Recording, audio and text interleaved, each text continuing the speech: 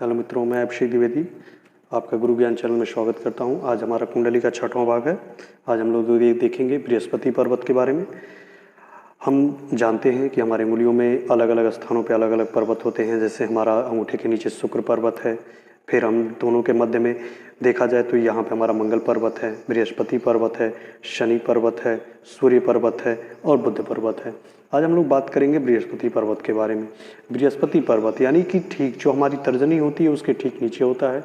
अगर बृहस्पति जो हमारा पर्वत है अगर उच्च रहे तो उससे क्या लाभ होता है, नीच रहे तो उससे क्या लाभ होता है, हानि और नुकसान हम आज लोग सभी पे बात करेंगे। और आज हम लोग इसके उपाय के बारे में भी देखेंगे कि अगर ये नुकसान कर रहा है या अगर हमको फायदे नहीं पहुंचा रहे हैं तो इसके बारे में हम लोग क्या क्या कर सकते हैं। सबसे पहले हम देखिए बृहस्पति देवताओं के गुरु होते हैं, सबसे उच्च माना जाता है।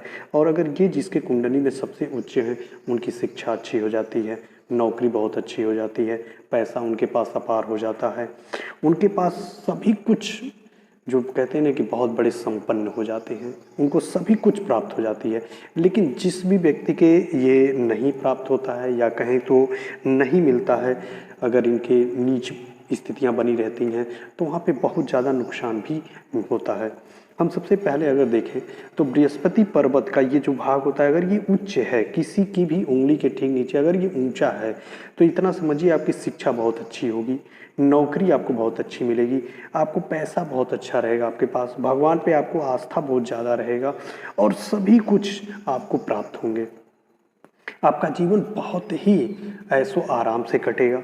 लेकिन अगर मित्रों अगर यही नीच हो यानी कि ये दबा हुआ हो तो ये समझिए नुकसान भी उतना ही करता है, यानी कि आपको उसका लाभ नहीं मिलेगा, यानी कि आपकी शिक्षा अच्छी नहीं हो पाएगी, नौकरी बड़े ही मशक्क़त से मिल सकती है, नहीं भी मिल सकती है, जीवन साथी से अच्छा संबंध नहीं रहेगा आपका, और यहाँ तक कि आपकी जीवन बहुत ही कठिनाइयों से कटेगा। तो इससे आप सबसे पहले इसके उपाय के बारे में भी जान लें। अगर देखिए अगर ये भाग्य अगर यानी यहाँ पे ये जो रेखाएं हैं अगर ये सही नहीं होती हैं, अगर ये जो आपका स्थान है ये अगर दबा हुआ रहता है तो आपको बीमारियाँ भी बहुत बड़ी बड़ी होती हैं। बृहस्पति बहुत ही बड़ी बड़ी बीमारियों को भी प्रकट करते हैं, उसका उत्पन्न करते हैं। आपको शारीरिक पीड़ाएँ बहुत रहेंगी, जैसे डायबिटीज़ आपको हो जाएगा, लीवर संबंधित बीमारियाँ हो जाएंगी, आपके बहुत ज़्यादा जो है ऐसी बड़ी बड़ी बीमारियां इससे होती हैं,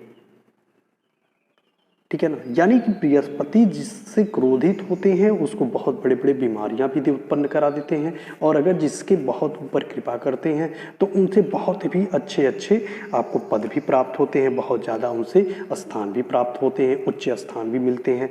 मित्रों अगर हम यहाँ पे देखें तो अगर यहाँ पे कहीं पे आपको इस स्थान पे अगर एक क्रॉस का निशान हो, इस तरह से अगर क्रॉस का निशान अगर बना हुआ है तो मित्रों ये समझ लीजिए कि बृहस्पति पर्वत पे ये क्रॉस का निशान नहीं है, ये आपके धन का वो स्थान है कि अगर ये आपको अंगुली में आपके यहाँ पे है तो समझिए आपको अपार संपदा मिलने वाली है।